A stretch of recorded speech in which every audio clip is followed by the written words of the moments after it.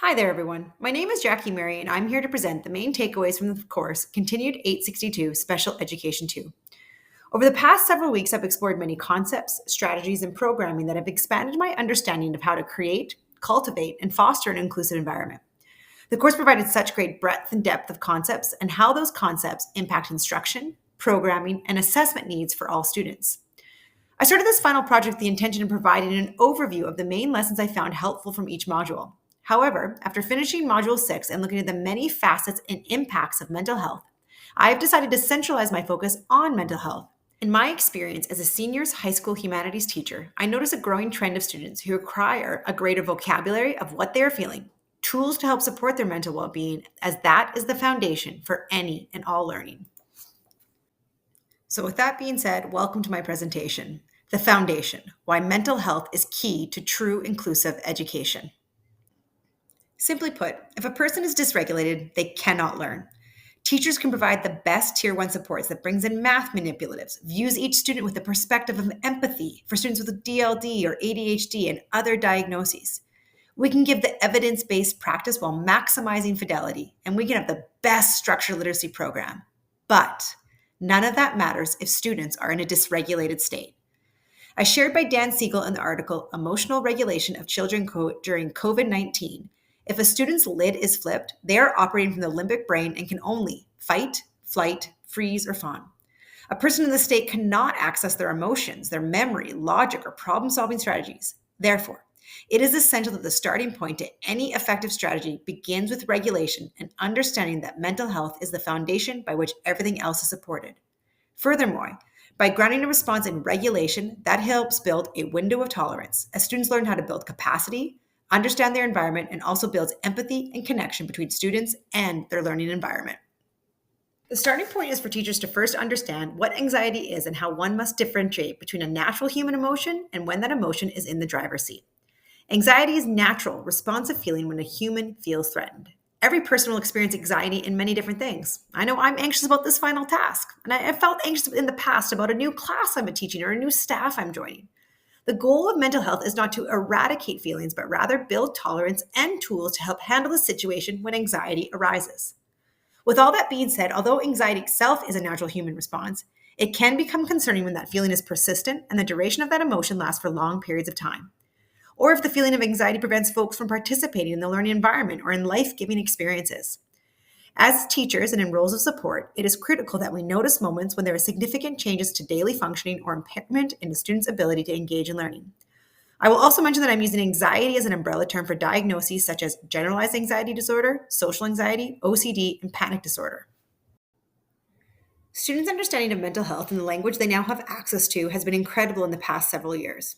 I've been teaching high school for 20 years, and in the past decade, I have anecdotally observed that students have greater access to language, description, and understanding of how they experience the world and the emotions that come with that understanding. Statistics Canada supports that observation and states that the number of folks who have been diagnosed with anxiety has doubled in the past decade. As educators, we have a duty to accommodate students with a formal diagnosis and can get into the specifics of supports based on the formal diagnoses. This is clear cut, and working with the student, their parents or guardians, as well as in-school supports such as the learning resource teacher, guidance counselor, administration, as well as school-based psychologists when they are available. This is outlined in my base school through a record of adaptations, and I know specifically how to support each student with a formal diagnosis. However, I contend that grounding our classroom environment with the same notion that is shared about UDL and designing a classroom space in school where mental health is the foundation, all students will benefit. Essentially, based on our understanding that emotional support for students who exhibit symptoms without a diagnosis will benefit from this as well. Anxiety can be presented in many ways. Physical manifestations could be complaining of stomach aches, headaches, or may show through sweating, rapid breathing, or immense fatigue. Not only can anxiety be presented with physical signs, it can also show up in a student's behavior. Absenteeism, truancy, and procrastination can be a sign of a student feeling anxious about content, classroom, or social situations in the learning space. The role of an educator is to take time to consider what the behavior could be masking or hiding. Another thing an educator will want to consider is not just avoidance and procrastination, but also perfectionism. Students with anxiety may be the student who earns exemplary on every task, appears to be on top of everything, and looks to be thriving. Behind that smile could be a student who is struggling with a racing mind, intrusive thoughts, and catastrophic thinking. Something like, if I don't do well on this, I am a failure. This can be a tricky one to notice, but I contend that is why the future classroom-based strategies will benefit all learners. Diagnoses, undiagnosed, the obvious behaviors, the subtle ones that can hide behind the masks of coping. Anxiety and executive functioning have a reciprocal relationship in that anxiety can be disruptive to executive function and poor executive function can lead to greater anxiety. Therefore, it's essential that a classroom teacher and other wraparound supports are intentional with how they support students' capacity to increase skills and tools to help both individually and together. The document, A Guide to Executive Function, provides teachers with specific strategies that serves both the student's capacity and an ability to enhance executive functioning as well as lower anxiety. Suggestions in the guides that were provided share resources for different folks that are supporting the student, parents, educators, practitioners, as well as dependent upon age, skills for the student to build capacity in themselves. The website also provides tremendous resources for a teacher to utilize to build skills such as time management, communication, and building resilience. Teachers being aware of this reciprocal relationship would do well to cultivate the two skills in tandem to aid all students, but in particular, this would aid students with anxiety. Anxiety has a direct impact and effect on students' acquisition and access of knowledge. Simply put, students who experience anxiety may struggle with accessing working memory, may have lower processing speed, which impacts timing of completion on daily assignments and major assessments. Thinking back on the learning that was explored in this class, I want to discuss classroom-based strategies that would not only help a student in a particular subject, but also help dissipate anxiety through structure, intentional planning, and routine. I'll start by looking at math.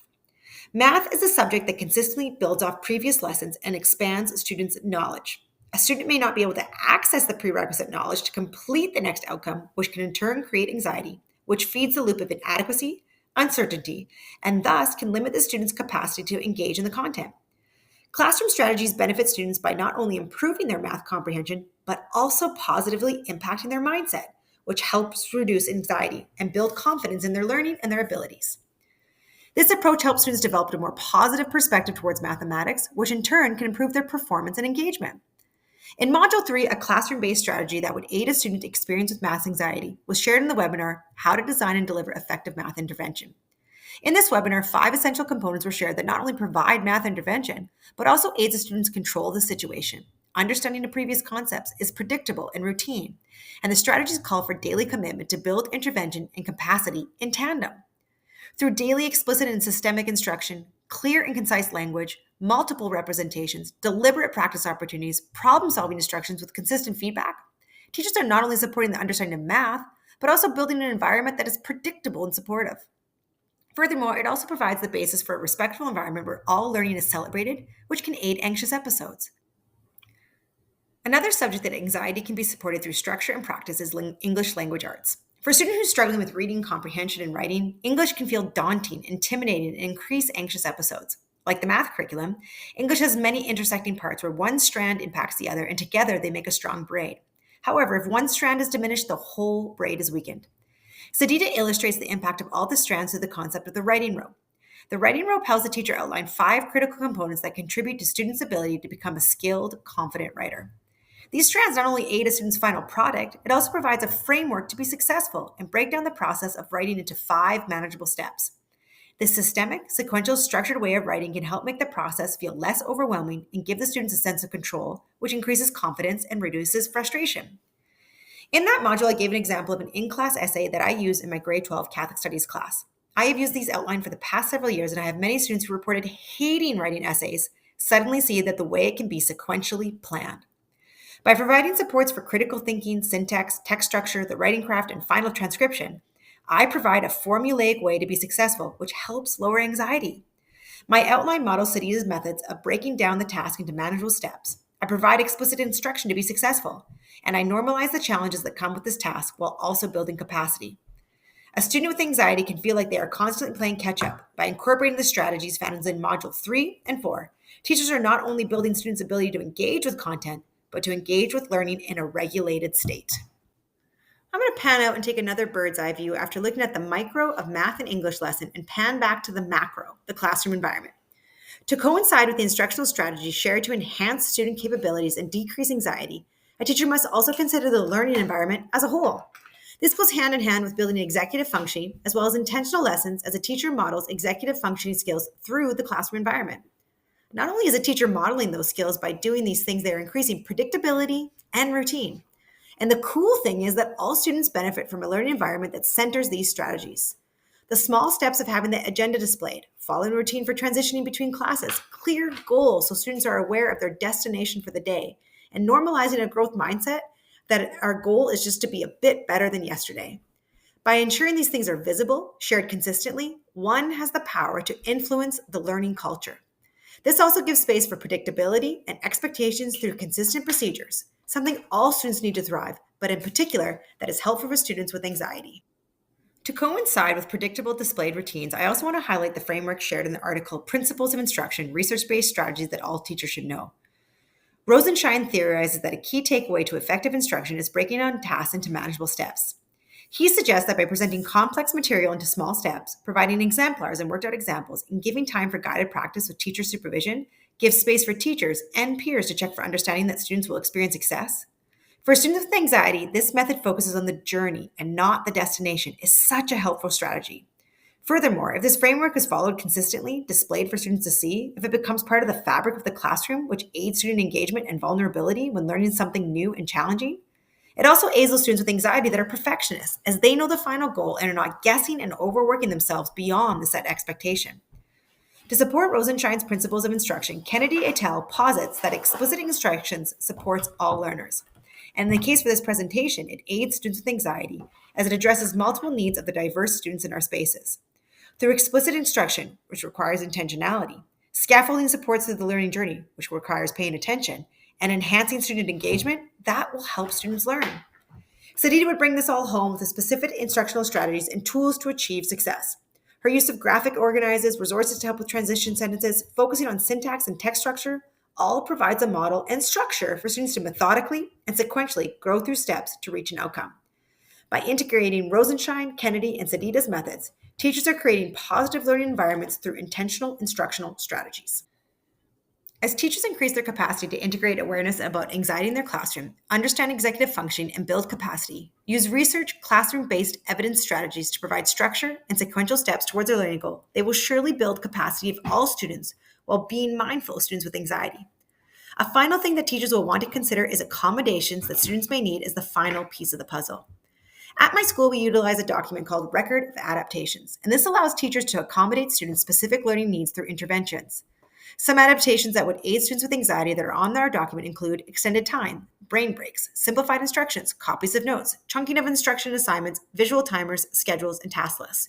You will note everything on that list will actually benefit all students. That is why grounding our approach and understanding how to support students with anxiety supports all.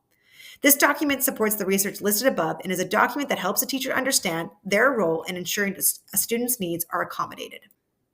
With all the above interventions, intentional planning, building an environment and capacity, there are times when Tier 2 interventions will be needed in order to support a student with anxiety. In Module 1, the Pruso article was incredible in outlining a comprehensive approach to knowing when to evoke an effective Tier 2 system within a school.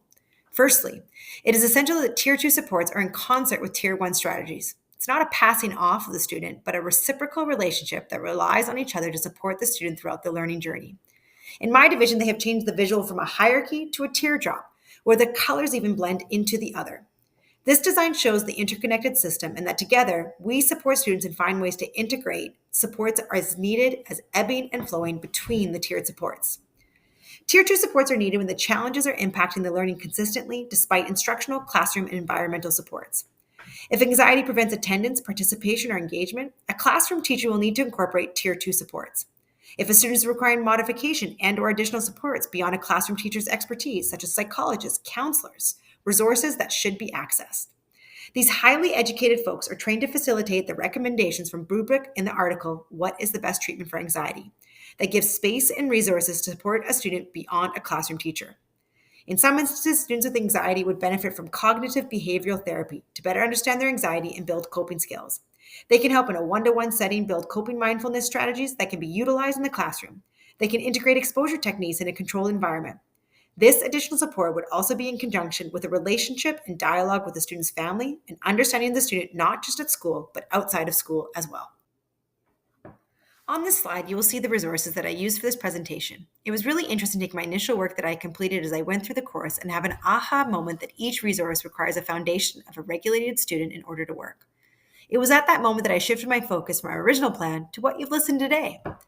Beyond those works listed on the screen are some of the resources I would recommend that I have used in my space to help create a foundation of regulation in my learning space are information from clinical psychologists Lisa Damore, Becky Kennedy, and Dr. Jody Carrington, all of whom share insight for parents, teachers, and folks to understand a bit more of who kids are, how they see the world, which builds empathy and understanding that pairs that with specific structures to support students and families as they navigate their mental health. To conclude, I want to reiterate a phrase from Dr. Lisa Damore. Mental health is not about feeling good, but is having feelings that make sense for the situation. In my space, I want to normalize all of the emotions. I want to create space for students to understand their feelings. I want to provide tools for self regulation.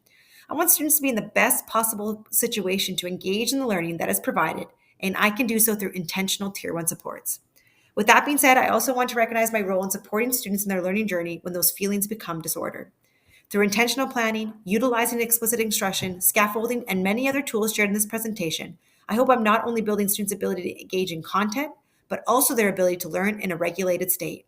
Tier 1 strategies will help increase that. Targeted Tier 2 strategies can be utilized to further support a student and in tandem, allow a student to reach their potential. My hope is that this presentation highlights that intentional instructional practices shared throughout this course will help reduce anxiety and benefit all students, not just those with identified needs. What a privilege it is to walk alongside young people as they learn, grow, and evolve into the best versions of themselves. I will end this presentation by sharing a video for one of my additional resource recommendations, Dr. Becky Kennedy. Her notion that all kids are good inside is my starting point, and I feel that through that lens, we can honor the students' stories in front of us, hold them accountable, and build capacity in their mental wellness that positively impacts their learning journey. Thank you so much for listening. When you just remember, my kid is good inside, or an application of that phrase is, I don't have a bad kid doing bad things, I have a good kid having a hard time. I believe that's a phrase all of us needed to hear when we were having hard moments when we were young. If our parent had looked at us and just said, you're a good kid having a hard time, I'm on your team, we're gonna figure this out together, everything that comes after that probably is different than what happened. Although Dr. Becky Kennedy is speaking to parents, I think the same frame of mind is applicable to teachers. May we all lean into spaces with curiosity and the belief that all kids are good inside.